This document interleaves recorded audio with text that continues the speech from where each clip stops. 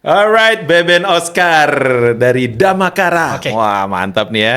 Sebutkan nih daging-daging penting tentang bagaimana Damakara menjaga keseimbangan antara estetika tradisional dan Oke. gaya modern. Oke, yang pertama itu kita develop motif batik yang simple, yang Yap. sederhana, biar orang yang biasa pakai batik itu bisa dipakai di segala kondisi lah, gitu ya. Kemudian yang kedua, pakaiannya yang versatile, Ya. yang ya bisa dipakai daily lah setiap hari, seperti itu sih. Alright, itu aja ya. Ya. Oke, kita bungkus, kita bahas satu persatu. Daging semua. Oke, manggilnya apa nih? Kang Beben atau Kang Beben aja. Kang Beben? Asli Bandung? Aku aslinya Palembang. Aslinya Palembang, Wong Kito Galo ya Kito berarti Galo. ya. Ini nggak bawa pempek loh ini. Bareng sama Lope. Oke, Beben, berarti di Bandung sih udah lama ya, udah dari. Aku di Bandung udah 17 tahun. Udah 17 tahun, udah ini lah ya, udah lekoh lah ya. Tapi ngucapin bahasa Sunda masih agak susah. Oh, masih agak susah. Istri ini juga Bandung. Kebetulan istri orang Jawa. Oh, Jawa. Jadi tapi tinggal di Bandung. Tapi tinggal di Bandung. Mix ini berarti ya. Alright. Nih Beben nih owner dari Damakara, dan apakah Damakara itu ownernya cuman satu? Iya, Berarti kita lebih ke couple-planner ya. couple bahasa kerennya. planner. Aku sama istri sih. Sama istri. Inilah yang mau usaha suami istri ya, biar nggak ribut gimana nanti kita bahas juga ya. Nah ini Beben tuh waktu awal sebelum kita masuk ke poin-poin tadi ya, pasti kan setiap orang tuh beda-beda ya. Ada yang jago branding, ada yang jago apa nih. DNA awalnya tuh sebenarnya di mana sih? Dagang kah atau apa gitu?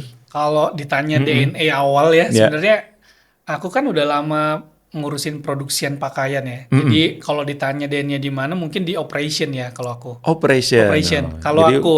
Tapi kalau istri kebetulan memang di kreatif. Oh, di kreatif. Otak kanannya ya kalau kanannya. istilah-istilah apa psikologi. Iya, benar. Oke. Berarti itu perfect match ya. Bisa dikatakan gitu, saling mendukung. Saling mendukung satu sama lain. Bikin iri nih yang kayak gini-gini ya biasanya ya kalau ada netizen, waduh gitu. Kalau gue gendreng nih dua-duanya otak kiri nih, Iya. gitu yang kayak gitu. Jadi kita nggak pernah berdebat tuh, karena udah punya bagian masing-masing.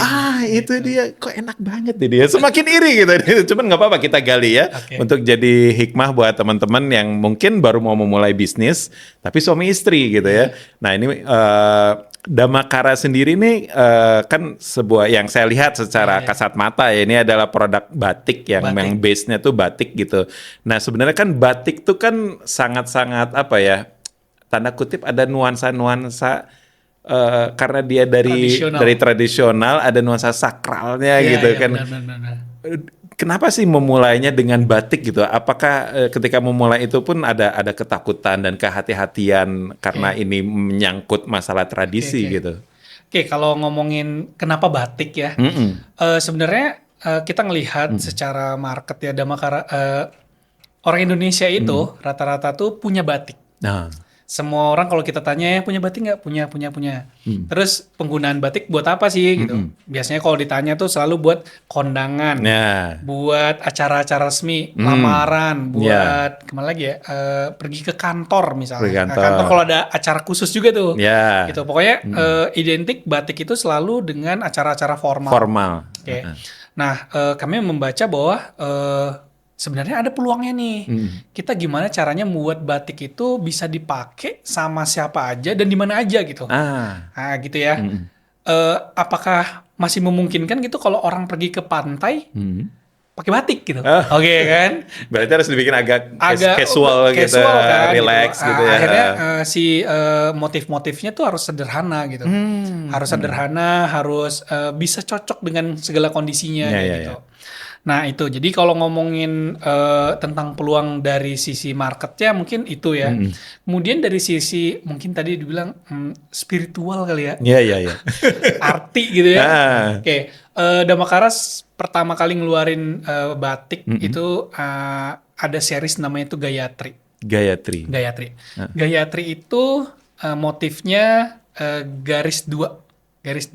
Ya. Garis 2. Garis 2. Artinya itu bahwa setiap manusia tuh pasti punya sisi baik dan buruk.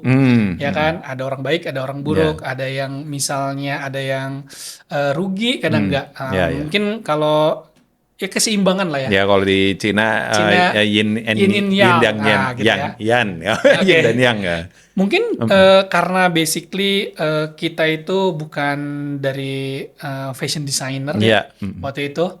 Jadi pas buat motif itu orang tuh kayak bertanya-tanya gitu, ngapain sih lu buat motif cuman 2 gitu, gitu kan?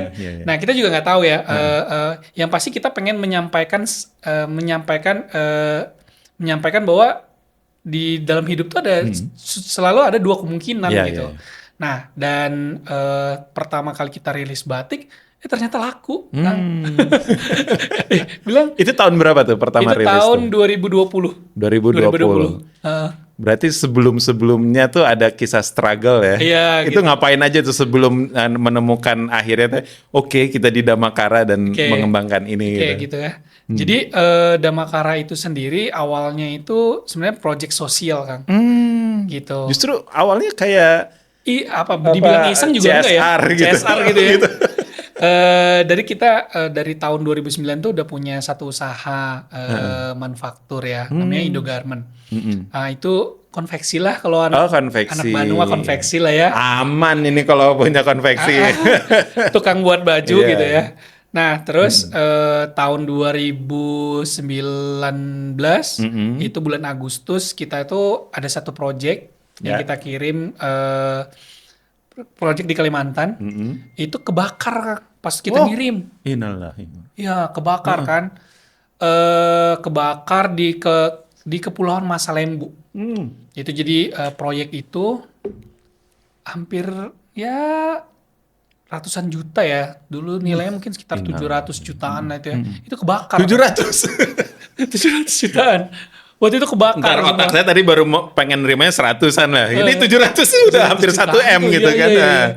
Itu kan gede banget gitu ya. Terus kita mikir waktu itu pas kejadian malam tuh istri saya nelpon. Kebetulan aku lagi di Bali. Istri saya tuh nggak nangis gitu. Biasanya kan orang kalau kena musibah tuh nangis, galau atau gimana gitu. Dia cuma bilang barang yang kita kirim tuh kebakar kata dia. Terus gue bilang ya udah deh aku pulang nih ke Bandung gitu ya. Kata dia gak usah. Kata dia karena barangnya udah kebakar, kita doain aja selamat lah gitu ya. Siapa tahu selamat gitu. Walaupun aku tahu sih sebenarnya istriku tuh pasti ya sedih dan lain-lain gitu ya. Oke, barang kebakar, terus aku masih di Bali, 3 hari kemudian aku pulang. Kayak kita tuh kayak introspeksi diri aja sih sebenarnya. Kalau sesuatu bisnis itu bisa rugi dan untung memang. Apalagi kalau kita misalkan melakukan sebuah kesalahan produksi dan lain-lain. Selalu ada force majeure. Iya gitu ya. Itu hal yang bisa kita perbaiki gitu. Tapi kalau kata Tuhan tuh, kata dia, harta lu gua ambil deh. Kita tuh nggak bisa ngapa-ngapain gitu. Kalau misalnya kita produksi baju terus salah, kita bisa perbaiki gitu. Tapi kalau kita kalau kata Tuhan gua ambil deh harta lu deh, ya udah kita nggak bisa ngapa-ngapain gitu. Akhirnya kita kayak introspeksi, kayaknya kita kurang amal deh. Jadi kayak apa ya, introspeksinya lebih ke kayaknya kita kurang amal nih gitu ya. Karena kita merasa dari sisi kebaikan mungkin kita masih kurang kali gitu ya. Akhirnya kita cari ide gimana caranya kita tuh punya dampak sebenarnya Kang. Nah kita tuh punya dampak sama masyarakat, sama lingkungan sekitar gitu, sama banyak orang gitu. Cari-cari ide, aku punya kepikiran untuk ini. Waktu itu aku pikiran buat beli ambulan. Karena waktu itu memang Indogarment walaupun lagi masa merugi gitu, aku kayak masih punya modal sedikit lah gitu ya buat kayaknya ini bisa aku pakai nih buat melakukan hal-hal yang bisa bermanfaat gitu. Beli ambulan kataku. Terus kata istriku, kalau ambulan itu ya semua orang tuh bisa. Ya orang punya duit, punya niatan, tinggal beli ambulan, gampang katanya kan. Kayaknya kurang menantang gitu. Ini nih, istrinya lebih berbahaya nih kayaknya nih. Kayak kurang menantang deh katanya. Kayak kayaknya sesuatu yang lebih bisa sustain lama gitu. Nah, karena kalau mobil ambulan tuh kata dia besok mobilnya rusak, mobilnya itu nanti berapa tahun nggak kepake gitu cerdas kan. tuh istri. Jadi gimana caranya biar bisa lebih sustain gitu. Terus kita baca beberapa artikel, cari di Google ide-ide lah gitu ya. Nah, istri tuh nemu satu artikel kan, artikel tentang anak-anak disabilitas di Inggris, namanya itu Iris Grace. Nah dalam artikel itu ditulis tuh ya, kalau salah satu terapi untuk anak-anak autism itu dengan menggambar, kemudian dan hasilnya dari anak-anak yang autism tadi tuh jadi punya makna yang lebih dalam gitu. Agak punya makna yang lebih dalam gitu. Oh gitu ya. Oke, sekarang kan kita tukang baju nih ceritanya. Terus si teman-teman autism tuh buat karyanya kan. Kata istri, nah PR-nya adalah gimana caranya menghubungkan si karya-karya anak-anak itu menjadi baju gitu. Kayak gitu awalnya. Akhirnya kita pertama kita cari dulu nih yayasan yang emang melatih anak-anak disabilitas. Ketemulah salah satu yayasan namanya Our Dream Indonesia. Di sana aku tanya kan, ini tuh ada kegiatan terapi gambar nggak? Gitu. Ada ternyata. Ada, terus akhirnya gambar-gambarnya itu kita pinjem kita pinjem. Karena kita diaplikasikan gitu ke baju gitu. Karena kita tuh bukan desainer, kita mikirnya ya udah deh pakaian-pakaian yang kira-kira emang orang tuh akan beli gitu. Akhirnya waktu itu pertama kali buat outer. Outer dari gambar anak-anak tuh dibuat pakai bordiran dulu, pakai bordiran. Ya biasa lah, dijual gitu. Saya mulai produksi gitu. Lama-lama tuh pandemi kan. Karena itu 2019, 2020 kan udah pandemi tuh kan. Ya kan, kita mikir pandemi nih, kita harus mulai jualan. Saya jualan tuh ke teman-teman, ke WhatsApp gitu ya. Tapi yang beli nggak banyak sih. Nggak banyak sih ya. Karena waktu itu kita produksinya cuma 5 pieces, 6 pieces gitu. Tiba satu waktu tuh ada pembagian rapot kan di yayasan itu, bagi rapot, terus kami tuh harus mempertanggungjawabkan hasil program kami ini gitu. Waktu itu beberapa anak tuh dapat royalti kan, jadi gambar anak-anak tadi yang kita pakai tuh jadi royalti sebenarnya. Royaltinya ternyata dikit kan, cuman sekian ratus ribu gitu kan. Nah terus di situ tuh kayak titik balik sih sebenarnya. Kita membantu orang kok cuma segini sih gitu ya. Jadi nggak enak hati gitu ya. Jadi nggak enak hati gitu. Nah tapi ada ayah dari satu siswa ini justru aku ngeliat tuh kayak meneteskan air mata lah. Dia ngerasa kok dia tuh bangga sama anaknya. Kalau ternyata tuh hasil karyanya dia itu dibeli orang gitu. Walaupun nggak ngelihat jumlahnya berapa gitu. Nah semenjak momen itu kayaknya aku pulang sama istri, kayaknya kita harus serius deh gitu. Nah, mulai dari sana tuh kayak ya udah karena kita punya konveksi, kita seriusin deh gitu. Mulailah punya karyawan pakai karyawannya Indogarment kayak gitu. Mulai diseriusin, produksinya ditambahin, promosinya lagi diseriusin gitu. Itu sih sampai akhirnya kami tuh punya mimpi untuk kayaknya kita harus punya our dream lainnya dan yayasan-yayasannya juga gitu. Sampai akhirnya route kami tuh endingnya adalah pengen punya yayasan gitu. Namanya Damakara Foundation. Oh, akhirnya dibuatlah Damakara Foundation kayak gitu. Akhirnya tapi masih ada hubungan sama Our Dream. Our Dream masih beberapa yayasan masih terus kita support lah kayak gitu. Wah, inspiring banget nih ya. Desain dari gambar-gambar anak disabilitas diaplikasikan ke dalam fashion. Sampai sekarang masih. Berarti di produk Damakara sendiri. Jadi Damakara tuh punya dua koleksi sebenarnya. Ada dikategorikan kategorinya. Nah, koleksi ganjil dan genap. Ganjil genapnya apa? Ganjil itu baju-baju yang dibuat pakai batik, pakai teknik-teknik tradisional. Ada bordir, ada sashiko dan lain-lain. Nah, dana dari penjualan pakaian yang ganjil ini itu digunakan untuk mensupport ya terapi gambarnya, kelas gambarnya. Jadi kita ada gurunya, ada fasilitas kelasnya. Nah itu kita support dari ganjil. Jadi dikondisikan gitu ya. Nah ketika si anak udah punya karya, jadilah koleksi genap namanya. Jadi koleksi anak-anak. Jadi nanti kayak kolaborasi tuh X Abi X ini gitu. Jadi itu. Nah, hasil penjualan yang dari genap ini itu untuk si anak gitu. Jadi setiap bulan kayak dapat royalti gitulah. Kayak gitu. Sebenarnya saya mau curhat sedikit nih ya. Saya pernah mengaplikasikan itu tapi ke anak sendiri. Karena anak kan suka ngegambar tuh doodle-doodle apa bagus juga nih. Coba saya foto, saya desain-desain di Canva, dibikin kaos yang ya cetak kaos apa satuan gitu.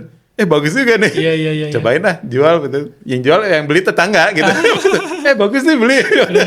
Cuman gitu doang, tapi belum dilanjut. Ada rencana gitu. Ya akhirnya makanya keingetan itu jadinya. Polanya itu jadi jalan tuh gitu. Nah, jalan kayak gitu. Jadi sekarang akhirnya Damakara itu kita punya sekolahnya sendiri gitu. Sekolah non formal lah, 1 tahun programnya. Oke. Itu tadi poin pertama ya. Ini udah dapat daging nih, banyak banget. Yang kedua nih model pakaian yang bahasanya apa? Verstalit. Oh iya, Verstalit ini agak kebaca.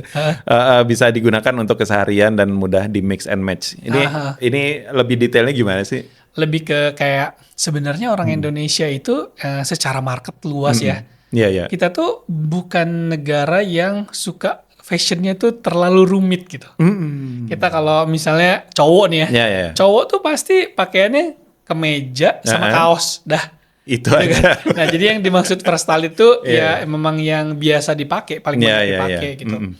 Nah cewek juga kayak gitu, paling pakai tunik, pakai outer gitu kan. Jadi yang Verstalit itu jadi baju-baju yang sebenarnya udah common sama market. Tinggal kita kasih elemen di dalamnya gitu.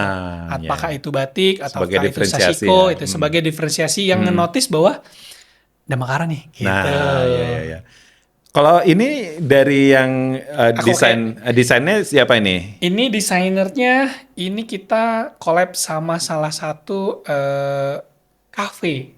Oh, sama kafe. Pasti ada gambar rumah. Kafe ya. Ini tuh logo kafe ini sebenarnya. Logo kafe. Logo kafe. Nah, di mana kafe ini ini bordir ya? Bordir. Iya. Jadi ini bagaimana kafe ini menjaga lingkungan dengan dia nanem sayuran dan lain-lain gitu dan dijual di kafenya langsung gitu. Ke sustainability lah kayak gitu. Nah, jadi kayak eco-friendly gitu. Iya, kayak gitu. Ini koleksi ini udah hampir 3 tahun lah gitu ya. Ini bahan kayak crinkle gitu ya? Crinkle, ini katun. Kita basically semua katun sih banyaknya. Kayak gitu. Ini orang Bandung kita agak-agak tahu nih nama bahan nih. Biasa ulin kata mim. Main kata mim ya. Main kata mim segala macam. Oke. Nah ini kan sebenarnya Damakara tuh kan main di wilayah batik ya. Ngomongin batik lagi nih. Batik tuh kan sebenarnya luas ya. Kalau di Indonesia banyak jenis batik. Ini kerucutnya ke daerah mana nih? Apakah general aja? Jadi kalau ngomongin daerah kita Indonesia sih jatuhnya ya. Indonesia. Karena setiap daerah di Indonesia itu punya karakteristik motif batik sebenarnya. Iya. Jadi inspirasinya sebenarnya dari motif-motif. Jadi nggak satu daerah doang. Nggak satu daerah aja. Nggak Bandung, Jawa Barat doang nggak ya. Gitu ya. Jadi kayak contohnya kita punya koleksi batik namanya Kaimana. Kaimana itu kita buat waktu ada PON Papua. Iya. Ya gitu kan. Artinya juga arti-arti yang dari motif batik Papua gitu kan. Namanya Kaimana. Cahaya dari timur. Artinya jadi, itu. Jadi kita membuat semangat dari timur tuh buat batiknya dari Papua ini jadi lebih verstalit, lebih mudah, lebih cocok dipakai buat lebih casual lah ya. Lebih casual lah. Casual lah ya. Kayak gitu. Jadi atau misalnya kita pernah juga fit sama Putri Marino misalnya, sama Putri Marino. Putri Marino tuh inspirasinya dari batik Lasem. Kayak gitu. Lasem Jawa ya? Lasem tuh Jawa. Terus batik, terus warna-warnanya juga disesuaikan. Jadi kalau misalnya Kang Uca ini punya batik, udah ketebak pasti punya batik tuh warnanya hitam, warna biru dongker gitu. Biasanya gitu ya. Warna batik kan gitu ya. Nah, batiknya Damakara tuh warna terakota, hijau sage. Sage itu waktu tahun 2002 kayaknya. Iya gitu, yang warnanya itu warna-warna turunan. Iya, warna turunan. Yang dimana mulai sebenarnya pakai Pantone gitu ya. Iya, Pantone itu Pantone yang agak susah gitu ya, agak jarang dipakai sama orang Indonesia. Jadi statement kita tuh juga di Pantone warna. Pantone warna. Ya, kita nggak membuat batik tuh yang warnanya tuh agak sedikit berbeda lah. Iya. Berarti itu diferensiasinya. Membuat batik lebih, tanda kutip ya, justru lebih membumi ke era modern sekarang. Iya. Ya. Kalau batik kan sebenarnya sudah membumi sebenarnya kan dulu itu tradisional gitu kan. Gitu. Tapi ketika era sudah menjadi modern, orang terwesternisasi lah kasarnya seperti itu. Akhirnya kita harus tap in juga ke situ kan. Benar. Dan Damakara menjadi solusinya. Itulah brand yang menjadi solusi. Itulah brand yang Cocix. Ini seru banget, banyak daging-daging yang bisa didapat dari segmen ini. Tapi kita istirahat dulu sebentar, ngopi dulu bentar ya. Oke.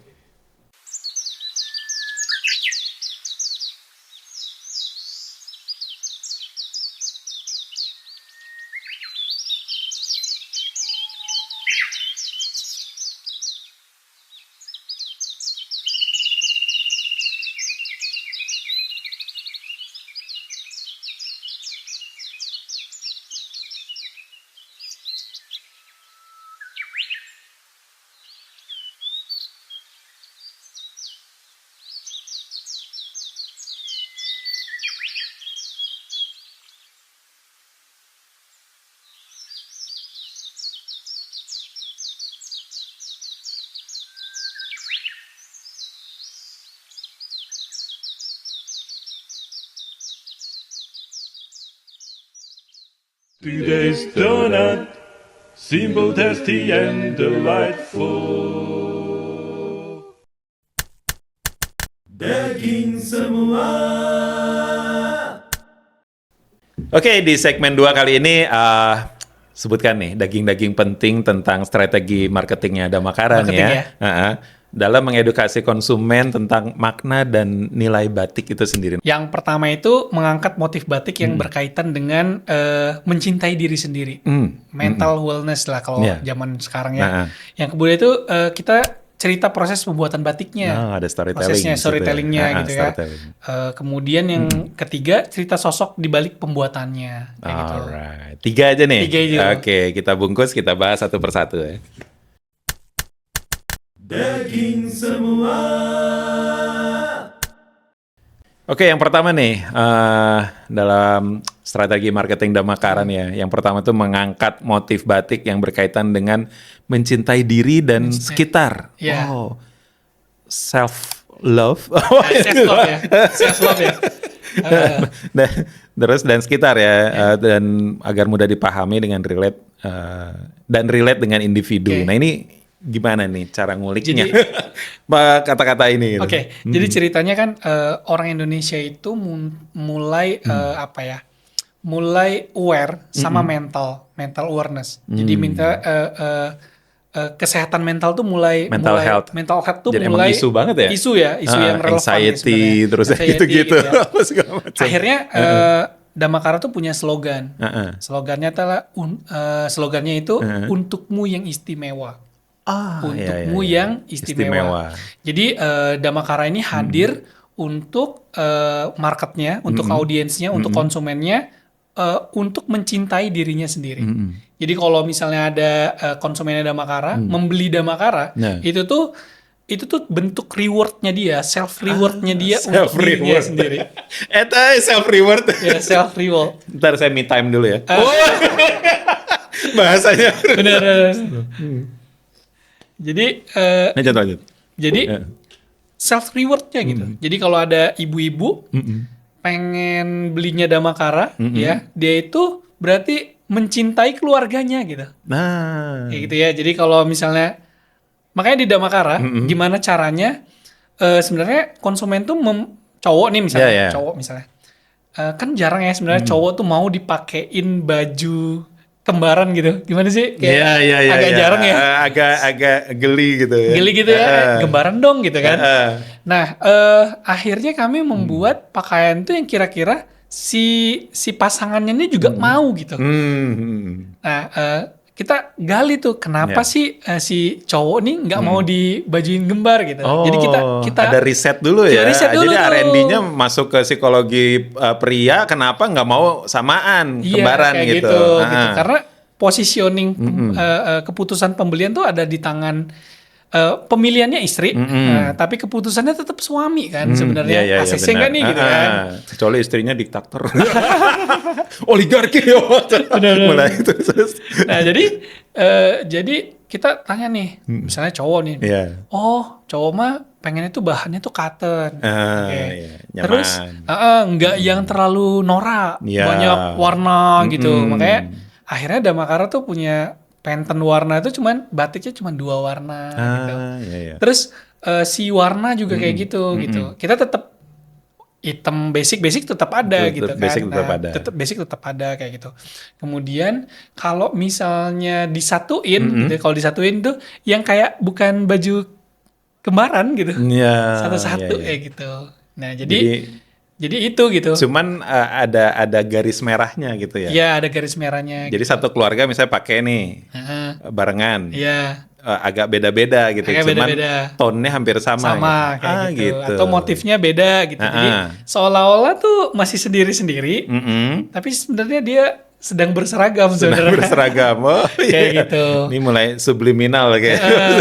Nah, nanti karena kita memang sering mengangkat mental ya salah satunya. Istilah seragam itu apa tadi?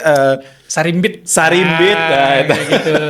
Jadi kalau nggak mau terlalu bold sarimbitnya gitu, ini Damakara nih solusinya. Kayak gitu. Jadi terus yang mental health itu juga relate sama match to market yang sekarang banget gitu. Karena ya kayak orang belanja tuh kan suka ada ya. Kenapa lagi stres nih belanja di mall gitu. Kayak gitu-gitu. Nah, itu kita harus hadir di situ. Bisa aja nih ya marketingnya nih. Tap in ke mental health ini nggak nyangka nih dari batik mental health. Apa ini? Cuman ternyata bisa ya ketika itu dibahasakan dengan baik, ketika masuk ke tap in ke marketing dan jadilah satu gaya promo yang memang bisa menjawab keresahan itu ya. Tapi justru yang kayak karya anak-anak disabilitas justru itu nggak kita jadikan main muka dari brand ini. Nggak jadi main project. Projectnya kayak gitu. Tapi karena tetap ada gitu. Tapi kalau itu gini. Bukan optional. Jadi orang tuh bakal tahu Damakara kalau dia beli. Jadi cerita tentang Damakara itu ada di setiap pembelian itu gitu. Ini udah masuk ke proses cerita ya. Ceritanya, storytelling ya. Storytellingnya kayak gitu. Jadi gimana caranya Damakara ini emang mendukung disabilitas, tapi kita nggak mau orang beli karena kasihan, tapi karena bagus aja gitu. Karena appreciate gitu sama karyanya, seperti itu sih kan. Nah, membangun appreciation itulah yang menjadi value ya buat si Damakara sendiri. Pinter nih ada Damakara, Masya Allah.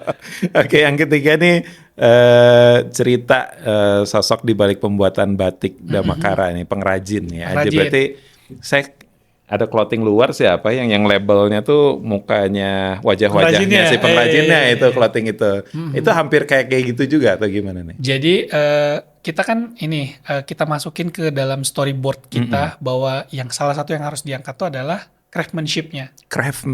Iya. Nah, jadi apalagi ngomongin batik ya. Batik ya. Jadi walaupun sebenarnya Damakara kan ada batik, ada sasiko dan lain-lain gitu. Sasiko apa? Ada. Sasiko tuh apa? Sasiko itu. Punten saya kurang wawasan nih untuk nama-nama itu. Sasiko itu kalau bahasa Bandungnya jahit jelujur. Jahit? Jelujur. Jelujur itu gimana? Ngejahit pakai tangan. Handmade gitu lah ya. Nah, kayak gitu. Nah, jadi punten saya kurang pengetahuan. Jadi Damakara tuh kenapa kita tetap memilih batik di saat banyak printing gitu. Nah, karena memang kita mungkin seperti di awal kita mendirikan Damakara ya, kita kan pengen punya dampak gitu. Dampaknya salah satunya itu ke pengrajin, pekerja, lingkungan sekitar gitu. Nah, ketika kita ada di lingkungan yang bisa buat batik, kita lihat tuh regenerasi batik pembatik itu tuh susah. Mereka lebih memilih kerja di pabrik seperti itu. Iya, iya. Nah akhirnya ya udah deh kita buat nih yang padat karya. Kayak gitu, yang padat karya. Jadi ketika kita nemu tekniknya batik, ya udah kita fokus tuh ke batik yang manual-manual gitu. Oh iya. Aduh, ngedenger padat karya bentar, saya jadi flashback ke zaman Soeharto nih. Padat karya ini sangat old school sekali di era AI ini gitu ya. Saya sudah lama nggak mendengar padat karya ini. Punten ini lagi. Jadi agak flashback gitu. Jadi TVRI nih nuansanya. Padat karya ini. Bentar lagi ada kalimat komplain capir gitu. Bener Kang. Oh berarti ya itu ya tadi si pengrajinnya Kita ceritain. diceritain. Gitu. Kayak kita nemu ada ibu-ibu di Garut yang biasanya tuh dia produksi boneka. Tapi karena ordernya nggak ada, tapi dia punya kemampuan ya untuk menjahit gitu. Bisa buat apa ya? Mereka ternyata tuh bisa buat beads. Beads tuh kayak manik terus dikecos. Dikecos. Nah, dikecos. Ini ada banyak-banyak ini kosakata diksi baru nih. Dikecos gitu. Nah, itu akhirnya kita buatin tuh. Kelompok ibu-ibu ini adalah dia membuat beads atau beads kecos itu sama yang sasiko kayak gitu. Yang mana mereka harus kita kasih lapangan pekerjaan gitu. Jadi kita melihat peluang-peluang itu justru dari sesuatu yang hilang gitu, sesuatu yang ini tuh punya potensi, kita support kayak gitu. Nah itu tuh harus kita ceritakan ke ranah marketing gitu. Anda terlalu banyak scrolling ini. Padahal bisa ini membuka lapangan pekerjaan tuh banyak ya.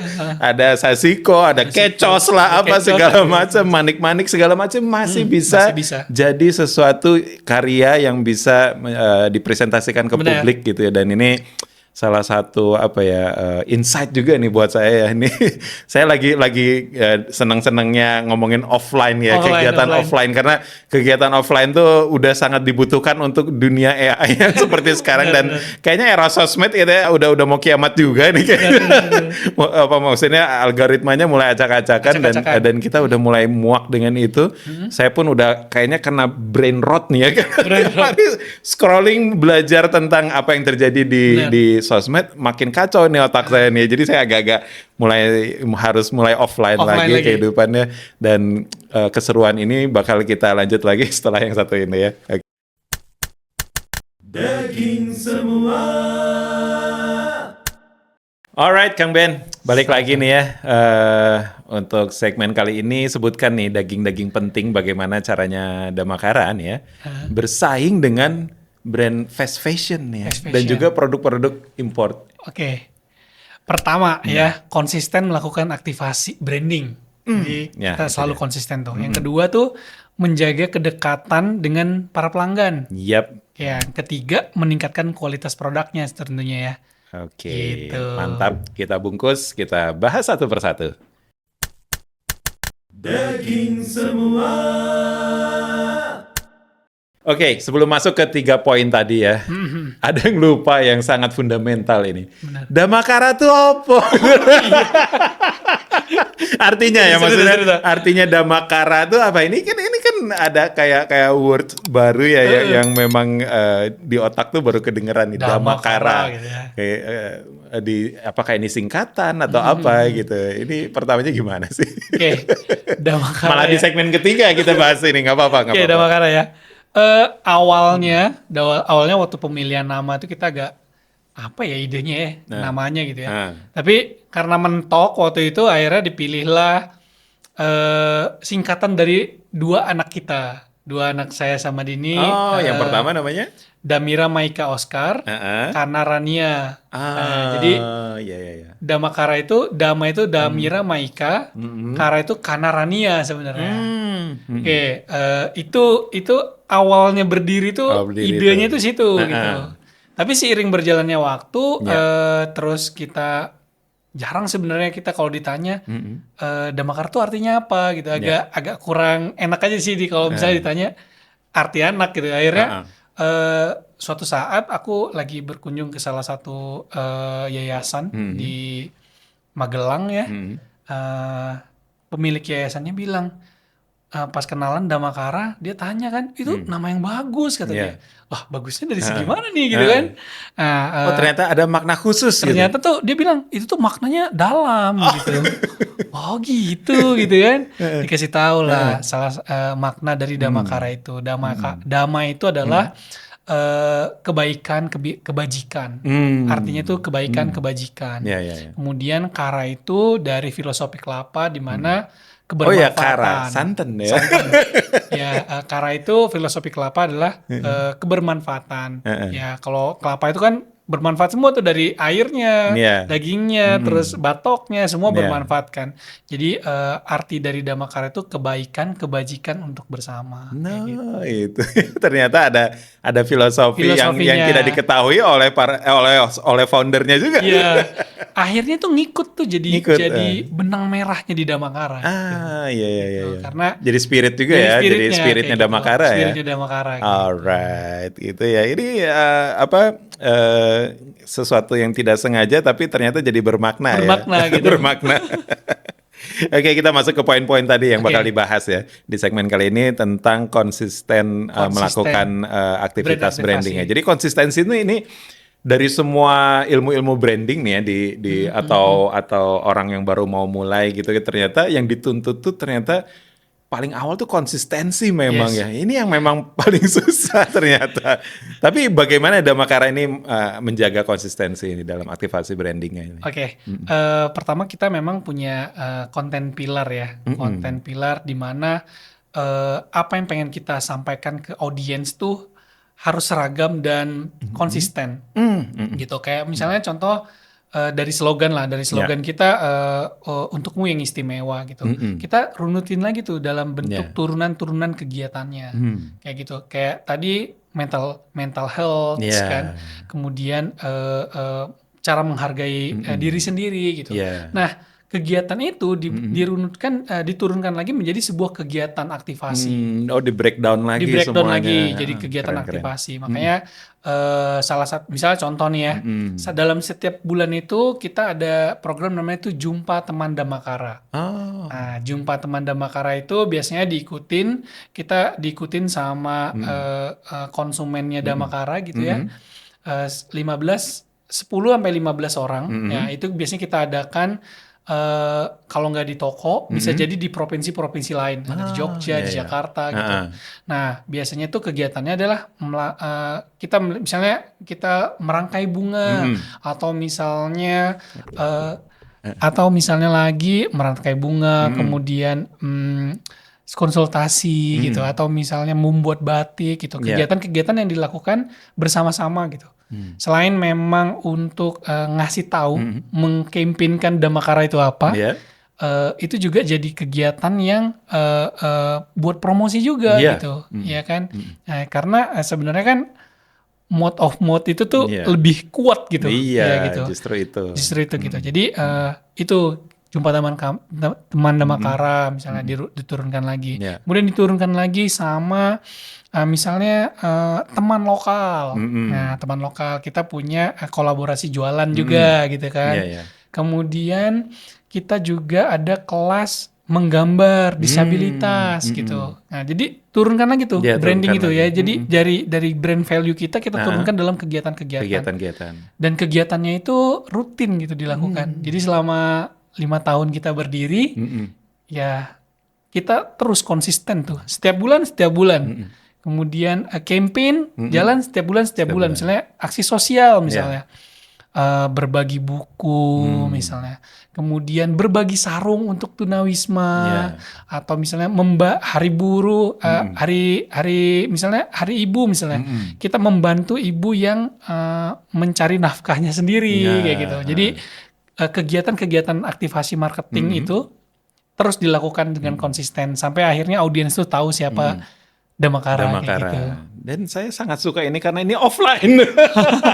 Iya. Bukan aktivasi online. Bukan. Saya kalau aktivasi online ya sudah lah ya, banyak yang melakukannya. Tapi ini offline dan offline itu kan butuh effort yang besar, butuh sesuatu yang soulful karena urusannya sama face to face ya, karena itu ada silaturahmi di situ, ada benar-benar ucapan kita didengar, tatapan kita saling pandang gitu, terus keringatnya kelihatan, intonasinya jelas jadi gitu. Lebih bernyawa lah, lebih hidup ya gitu ya. Jadi karena itu juga akhirnya audiens yang kita undang, yang kita ajak untuk mengaktifasi itu, dia menyampaikan, menyuarakan brand kita itu dengan hatinya. Masya Allah. Ya, jadi karena memang mungkin audiens tahu ya, temen kita tahu mana yang kita tuh lagi mempromosikan, mana emang bener-bener nyampe ke hati ya. Gitu ya. Gitu. Jadi itu gitu sih. Jadi kalau dampak mungkin nggak bisa langsung besar gitu. Tapi kalau kita lakukan konsisten jadi gede juga sih gitu. Iya, tapi karena itu justru value-nya besar karena proses brandingnya sudah jalan dengan otomatis dari para pecinta Damakara itu sendiri. Masya Allah. Ya ini daging ini ya. Catat jangan ngelamun dulu, jangan scrolling dulu. Apa hukumnya? Nonton podcast sambil scrolling yang lain di handphone satu lagi. Jangan, stop dulu. Ini daging semua isinya ya. Oke. Nah ini buat poin kedua nih ya, menjaga kedekatan dengan pelanggan. Ini ada engagement yang dibangun tadi itu. Benar. Ya. Kita kan itu kalau kita membangun tuh apa ya Kang ya, CRM ya, Customer Relationship Manager. Jadi program CRM-nya juga kita jalanin. Jadi ketika kita menjual sesuatu, contohnya begini ya. Contohnya Damakara, orang nggak tahu nih Damakara tuh apa gitu. Damakara tuh apa? Kamu bakal tahu lebih dalam Damakara kalau kamu udah beli gitu. Nah, untuk orang beli, orang harus suka gitu ya. Nah, makanya kita dari segi packaging itu tuh kalau sebisa mungkin kita tuh bisa menyentuh hati pelanggan. Gitu ya. Kayak contohnya dari plastiknya, kita nggak ada plastik. Kita pakai cassava, kayak gitu kan, dari singkong gitu ya. Kemudian brand saya melakukan itu juga. Itu ya kan. Nah, akhirnya terus ada surat atau misalnya kita bisa menyampaikan pesan apa itu Damakara gitu. Kemudian dari sana datanya masuk juga kita tetap maintain gitu. Dengan apa? Sebenarnya ketika kita ngumpulin data pelanggan, kita tuh nggak cuman untuk jualan. Nah, kenapa kita harus dekat? Ya tadi kayak misalnya kita punya create community kayak gitu. Kita ajak nih audiens kita untuk mengkampanyekan apa yang pengen kita sampaikan juga gitu. Jadi dua arah gitu antara konsumen sama kita sebagai brand tuh bareng-bareng gitu. Jadi kesamaan itu. Jadi kita harus dekat sih. Biar kita tahu maunya apa, ya kan? Maunya konsumen tuh seperti apa, kemudian hati mereka tuh seperti apa, kita harus tahu, kulik lebih dalam gitu. Jadi bareng-bareng lah gitu. Jadi empowering, jadi Damakara tuh menjadi empower untuk banyak hal kayak gitu sih. Jadi ini ya saling ada simbiosis mutualisme. Benar, yang Kang. Terjalin ya. Terjalin. Kalau bahasa tahun berapa itu ya? 19. Simbiosis mutualisme juga itu. Bahasa Hubble itu. Zaman TVRI juga itu ya. Oke. Kalau saya ini suka agak bercanda. Oke, yang ketiga nih meningkatkan kualitas produk udah pasti.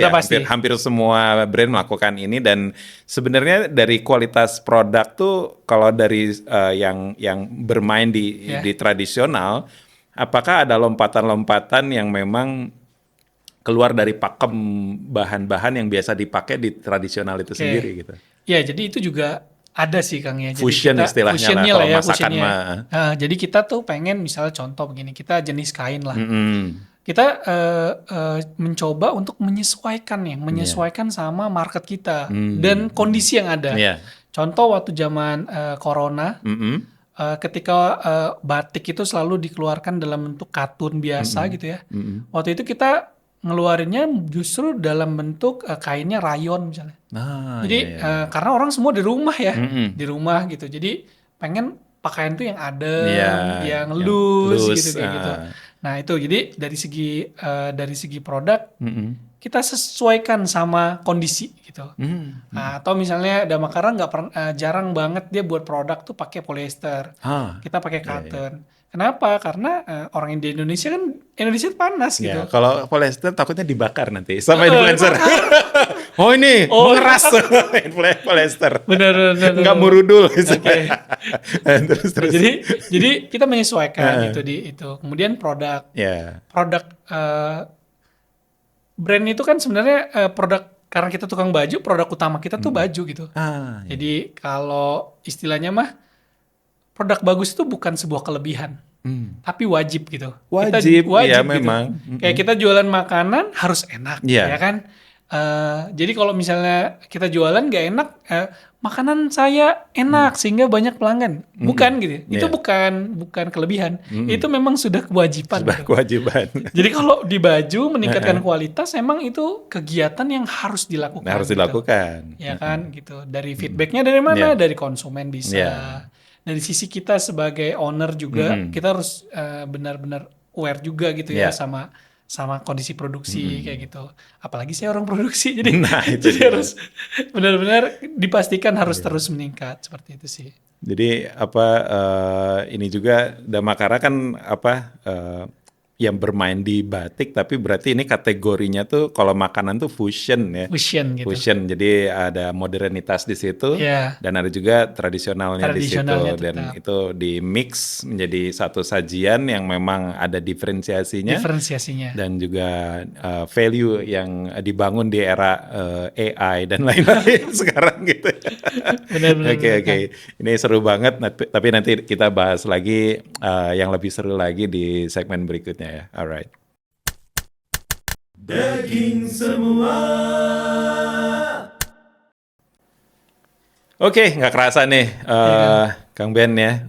Kita udah masuk ke segmen terakhir nih ya. Sebutkan nih daging-daging penting yang harus dilakukan untuk menjaga sustainability. Dengan ceruk fashion yang Damakara pilih dalam bisnis ini. Oke, yang pertama itu kita membuat produk itu fit to market. Jadi fit to market. Kemudian yang kedua, selalu berusaha merelevansi kegiatan marketing, digitalisasi yang selalu berubah. Kemudian melibatkan banyak pihak untuk menjalankan bisnis ini pastinya. Alright, oke, kita bungkus, kita bahas satu persatu. Daging semua. Oke, kita tahan dulu 3 poin tadi ya. Cuman kita mau bahas ada satu yang kelewat nih tentang tadi kan ngomongin yang happy-happy ya. Pasti dong ada sisi dark yang sebelumnya terjadi, yang dimana kita dalam berbisnis pasti ngalamin yang namanya trial and error ya. Dan itu adalah fase belajarnya kita semua ya yang berbisnis atau membuat usaha ini. Apa sih momen-momen kegagalan yang bisa jadi hikmah gitu buat jadi kita hikmah nih, ya. Jadi kalau saya pribadi bisnis ya, kebetulan kita dari tahun 2009 ya mulai bisnis ya, sampai kita gagal ini seperti ini, berhasil ini seperti ini gitu ya. Kalau ngomongin gagal sih sebenarnya saya nggak pernah mengkategorikan bahwa bisnis ini gagal sebenarnya. Jadi semua juga jadi pembelajaran. Nah, lebih tepatnya sih tantangan dan rintangan. Jadi kalau tantangan dan rintangan itu berarti harus dilalui. Gitu. Nah, sering sih kalau misalnya kita dalam berbisnis ya, Damakara juga semua apa yang dia lakukan tuh nggak semuanya sukses gitu ya. Kayak kalau cuman sekedar launching produk terus kurang laku itu mah biasalah gitu ya. Biasa gitu ya. Atau misalnya event terus jualannya sepi itu biasa juga gitu. Nah, tapi memang sampai kita tuh dapat satu benang merahnya Kang, bahwa kita memandang bisnis dan memandang uang itu tuh punya batasan. Jadi kalau menurut saya uang di dalam bisnis itu adalah bahan bakarnya. Jadi dan untuk membuat uang jadi bahan bakar itu harus punya mindset di mana memang keberhasilan sama kegagalan atau tadi tantangan itu emang sudah satu paket kan. Jadi karena udah satu paket, ya aku nganggapnya itu kayak orang lempeng gitu. Gimana ya caranya? Kalau aku Flat aja gitu. Flat aja gitu. Kalau misalnya rugi gitu ya. Kalau misalnya abis rugi nih gitu ya. Misalnya tutup toko misalnya. Atau misalnya Damakara di tahun pertama punya toko di Jalan Riau. Terus tiba-tiba tidak diperpanjang gitu. Ya kena usir lah gitu ceritanya gitu ya. Saya tuh nggak pernah gitu stres dengan kondisi itu. Jadi lebih ke cari solusinya. Gitu aja. Oke, gitu kan. Gitu. Next step gitu. Next stepnya apa? Jadi memang semua kondisi, semua kegagalan itu membuat refleksi lah. Kita selalu menganggapnya kita lagi mau naik kelas, mau naik kelas seperti itu. Nah, sampai pada satu titik tuh bahwa sebenarnya apa sih sebenarnya Damakara itu gitu. Damakara tuh kan akhirnya tuh jadi kayak lembaga atau apa ya, community gitu ya, yang membawahin banyak elemen gitu. Sampai kalau ngomongin sisi spiritual mungkin aku suka misalnya nanya gitu sama karyawan, kalian mau ngapain sih di dunia ini gitu ya kan? Kan sebenarnya setiap orang tuh punya cita-cita gitu, tapi cita-cita yang inget banget dari kecil tuh selalu terucap kayak gini. Hidup kaya raya, mati masuk surga gitu. Kayaknya hampir semua orang pengen gitu ya. Semua orang pengennya gitu. Bener gitu ya. Sangat ideal sekali. Sangat ideal ya kan gitu. Tapi tidak semudah itu. Tidak semudah itu. Akhirnya tuh kita apa sih kata-kata yang kita dari kecil selalu bilang gitu tuh kita coba kita sesuaikan sama kondisi kita gitu. Misalnya contoh Damakara pengen masuk surga misalnya, melaksanakan 5 rukun Islam misalnya kan. Oke, apa nih yang bisa Damakara tuh kasih dampak ke pribadi tim misalnya. Contoh, misal kita tuh ada program umroh misalnya. Semua orang pengen umroh misalnya kan. Oke, apa ya? Pengen umroh, mungkin haji agak lama nunggunya nih. Oke, umroh. Oke, kita tiap tahun kita gantian nih umroh. Ya kan, gantian umroh gitu. Misalnya umroh ini udah tahun kelima ya Kang ya. Jadi berangkat bareng-bareng tuh. Jadi satu-satu gantian. Umroh misalnya. Jadi ada motivasi juga mereka ya. Ada motivasi kayak gitu. Jadi kemudian misalnya paling deket nih kurban misalnya. Kurban. Siapa yang belum kurban kayak gitu kan. Nah, siapa yang belum kurban gantian kayak gitu. Jadi atau misalnya siapa yang belum pernah keluar negeri nah, gitu kan. Jadi dari sisi dunia sampai yang belum pernah keluar negeri ya. Iya gitu. Ini urgensinya keluar negeri itu apa? Jalan-jalan kan gitu kan. Bener kan? Cuman ada juga yang pengen kan karena memang gitu. Dalam hidupnya mungkin dia menaruh standar nggak mungkin gitu. Gua mah gini aja gitu. Tapi tiba-tiba dia keluar negeri jadi sesuatu gitu ya. Jadi sesuatu gitu, nonton konser di luar negeri gitu kita temenin gitu ya, atau misalnya jalan kemana gitu. Nah, hal itu tuh sebenarnya titik balik dari sebenarnya kendala-kendala atau yang pernah kita hadapin sih sebenarnya kayak contoh kemarin tadi juga aku udah pernah cerita juga kita kapalnya kebakar. Oh iya. Kayak gitu. Sebenarnya ada sisi dark di awal itu udah dark banget itu. Udah dark banget. Dimulai dengan yang dark gitu. Malah, ya kan? Kita sampai lupa saking asiknya banyak gitu. Kesenangan yang diceritakan tadi. Iya gitu. Jadi kayak kapal kebakar gitu. Solusinya kayak gimana kayak gitu kan. Nah, dari sana tuh kayak kita meyakini, tim kita meyakini kalau Tuhan tuh udah berkata kita tuh nggak bisa ngapa-ngapain gitu. Jadi itu sih gitu. Terus kalau ditanya misalnya kadang, jualan kita lagi laris nih gitu kan, ya kan? Kadang tuh nggak ada jawab. Kadang kita tuh nggak bisa menjawab itu dari sisi apa ya? Dari sisi science mungkin ya, atau algoritmanya lagi bagus nih gitu kan, ya kan gitu kan. Nah nggak bisa juga gitu. Kadang banyak aja sih sebenarnya orang-orang baik tuh yang bantuin gitu. Bantuin gitu ya. Oh, kenapa ya follower kita naik gitu kan. Padahal kita nggak ini, ternyata tuh ada begini gitu. Ada yang bantuin gitu. Jadi Damakara tuh karena memang basicnya adalah kita tuh pengen semuanya tuh jadi dimanfaatkan gitu. Kebaikan-kebaikan itu akhirnya kita jadi banyak misterinya juga sih Kang gitu kan. Kenapa bisa begini gitu. Kalau ditanya kita tuh belum pernah, ini tahun kelima ya, baru tahun ini kita tuh kayak punya target gitu, baru tahun ini. Sebelumnya tuh nggak pernah punya target, karena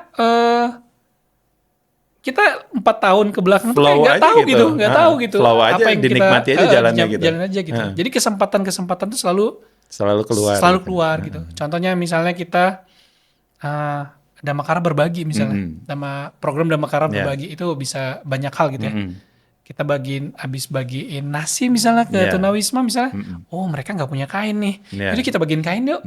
Damakara berbagi kain. Gitu. Jadi kebaikan-kebaikan itu yang kadang membuat kami ngerasa bahwa tantangan-tantangan itu jadi biasa aja, gitu udah jadi programnya kayak gitu. Programnya, ya. Kayak gitu sih Kang. Ini kadang kalau kita ngomongin sesuatu yang goib gitu ya. Goib gitu kadang yang ini banyak surprise-nya gitu. Benar, dan Damakara tuh meraih banyak surprise. Banyak surprise-nya gitu. Banyak surprise-nya dan itulah justru kalau saya gini ya, dulu saya juga sempat lah ya mungkin sampai sekarang ya banyak fase-fase yang kayak roller coaster lah ya. Dan istri pun saya cuma ngomong pasang sabuk pengaman. Suamimu ini random gitu kan. Gitu ya? Tiba-tiba melepas perusahaan apa segala macam. Cuman kalau saya memandang kehidupan ini kayak gini, jadi lebih ke kayak kalau kemarin nggak ada kejadian itu ya, kalau hidup kita dibikin film nggak seru lagi gitu. Gitu. Semua ada hikmahnya. Jadi dibikin seru. Jadi, kenapa kemarin kita bangkrut? Kalau dibikin film itu seru. Nanti setelah bangkrutnya ngapain? Itu justru flow film baru. Karena dia misteri itu kan semuanya jadi punya lagi. Ini kayak gitu sih Kang. Iya, jadi ini seru banget nih ya Damakara nih tadi dari mulainya aja udah langsung bahas kebakaran gitu. Iya, karena bahas awalnya kebakaran. Dari situ cuman ternyata banyak surprise yang terjadi dan juga apa yang di breakdown tadi itu ternyata banyak melibatkan aktivasi offline yang sangat saya sukai dan jadi misi saya juga sekarang untuk menyuarakan ayo offline gitu ya. Online oke lah, orang punya teori-teori apa yang buka kelas apa segala macam, tapi untuk offline ini kayaknya kita harus buka kelas lagi nih. Benar. Jadi offline tuh tetap sebenarnya online tuh bisa jadi penyebar. Kalau di kami namanya online tuh boosting kan. Boosting ya. Jadi kami lakukan semuanya offline. Tapi untuk memboosting semua untuk banyak orang tahu itu online. Jadi online tuh bukan faktor utama. Jadi Damakara tuh bukan brand online sebenarnya gitu. Soalnya sejarah hidup terpanjang manusia itu justru offline. Kita baru online di abad keberapa ya ini ya? Gitu ini harus dicek ya kan? Bener kan? Kita harus punya mindset seperti itu dari Nabi Adam sampai sekarang itu offline semua men. Offline, jadi kalian jangan maksudnya itu berapi-api nih ya. Online tuh jangan jadikan kayak tanda kutip ya sesembahan kita bahwa semua tuh harus online gitu. Enggak. Itu cuman ya fasilitas privilege kita aja hidup di zaman ini gitu zaman ya. Sekarang gitu. Cuman ya itu dia mengembalikan lagi sisi-sisi offline human touch atau human nature yang harusnya kita jalani ini. Benar kan? Benar harus kita jadikan aktivasi lagi untuk menyadarkan, kita manusia loh gitu. Karena kita udah agak robotik nih sekarang. Saya juga kadang ada ide-ide coba ke AI dulu. Benar. Jadi gitu kan. Cuman ada sisi yang hilang memang itu ada apa ya human touch yang hilang lah memang. Nah yang ketiga nih melibatkan banyak pihak dalam proses tadi ya untuk keberlangsungan usaha padat karya tadi udah dibahas sebenarnya ini ya. Cuman sebenarnya di terakhir nih ya dalam urusan melibatkan banyak orang tuh kan sebenarnya harus ada yang memanage di setiap programnya kan. Benar. Itu kan itu ada yang in charge di dalamnya tuh bukan dari sisi owner aja kan? Enggak, itu ada. Jadi kayak misalnya kita ada tim yang emang ngurusin activity, ada tim yang ngurusin pengrajin, ada tim yang ngurusin koordinator lah gitu. Jumlah pegawai berarti berapa ini? Kalau boleh tahu nih. Damakara tuh sekarang sekitar 120-an. 120 yang harus digaji setiap bulan. Dan THR siap-siap. Siap-siap. Tapi justru itu juga jadi misteri yang menurut saya yang membuat kita tuh jadi konsisten kan. Iya. Ketika saya punya karyawan 1, 2 gitu ya. Saya tuh emang dari awal udah nggak pernah takut untuk nambah tim. Jadi karena saya selalu yakin nggak pernah saya takut. Jadi kalau mau nambah tambah aja. Sampai saya tahu 120 dari mana? Dari ini. Ada fase baru tahu juga. Baru 120 gitu. Oh gitu. Ada. Apa ini? Jadi yang kalau biasa kan kalau akhir bulan tuh selalu ditanya, aku nanya gajinya berapa nih pengeluaran? Oh masih relevan sekian persen dari total keuangan kita gitu. Sampai yang jadi surprise itu kalau lagi berbuka bersama. Iya. Atau gathering tuh. Nah biasanya tuh udah kelihatan tuh. Gathering. Daftarnya terserahnya tuh berapa? Kok udah satu ini nih auditorium nih kan? Emang berapa Bu? Ke admin saya gitu. 120 Pak? Hah? 120 sekarang? Justru baru tahunya pas buka bersama gitu ya. Buka bersama gitu. Anda sangat owner sekali. Ini baru culture. jadi banyak kalau menurut aku yang kadang tuh yang itu mungkin seni memimpin ya gitu. Kayak saya nggak pernah punya kursi. Saya tuh nggak pernah punya kursi direktur gitu, nggak pernah punya. Ruangan direktur ini nggak ada pernah. Gitu. Saya tuh selalu duduk di sebelah karyawan saya, itu pun biasanya kursinya minjem gitu. Jadi mungkin salah satu cara saya mungkin waktu itu kan. Jadi sama kayak saya berarti. Jadi nggak pernah punya. Saya random aja duduk di mana. Nggak pernah gitu. Jadi begitu kemudian karyawan 120, aku pikir semakin banyak orang tuh semakin banyak doanya sih kan. Iya. Karena aku mungkin doanya mungkin belum banyak gitu ya. Jadi biar timku aja nih banyak gitu ya kan. Jadi kayak misalnya kalau ditanya gitu ya, lu kalau pebisnis takut rugi gitu ya, takut bangkrut. Lah emang karyawan saya juga nggak takut kehilangan pekerjaan kan? Mereka juga sama-sama punya ketakutan kan gitu. Tapi gimana caranya kita tuh jadi yakin bareng-bareng gitu ya. Yaudah yuk bareng ya. Makanya tadi ada program yang lain-lain gitu ya, kayak umroh dan lain-lain gitu.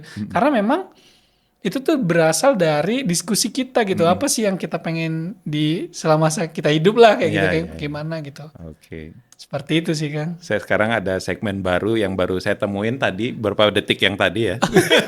Jadi untuk closing kali ini kita ada segmen quotation dari narasumber ya. Gitu quotation yang nanti ada fotonya, di sebelah ada tulisannya.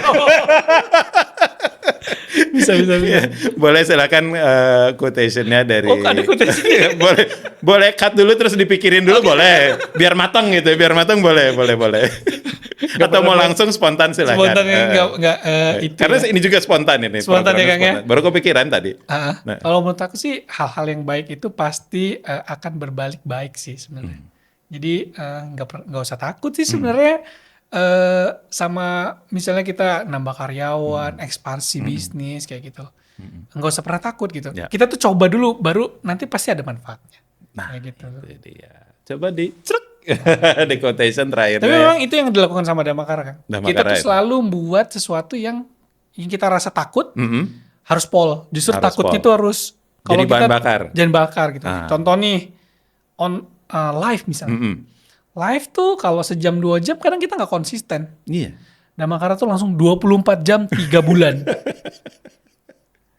Tapi ganti shift gitu ya. Pokoknya shift kan, orangnya banyak, buat tim untuk 24 jam untuk 3 bulan. Untuk 3 bulan. Karena menurut kita kalau kita nggak coba poll, kita nggak tahu kurangnya di mana, ininya di mana. Ya kita investasi, berarti investasi di live misalnya gitu. Ya, jadi kebanyakan kan teman-teman tuh kadang masih takut. Nah, karena ragu itulah akhirnya tuh nggak konsisten kan. Iya. Gitu.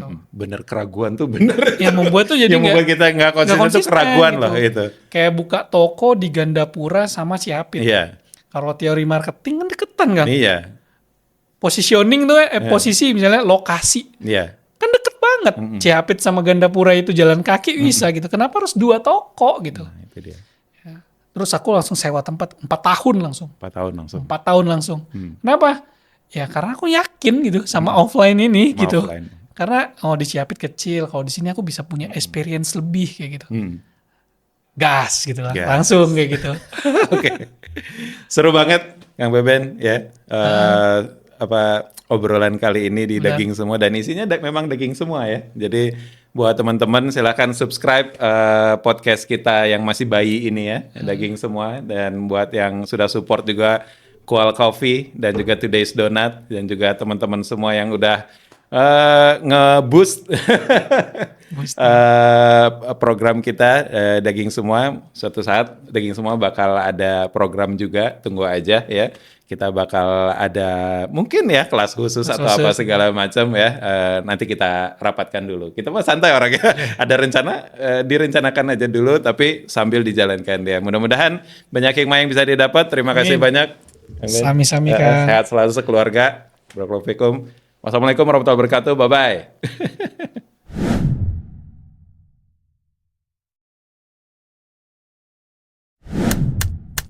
Daging semua.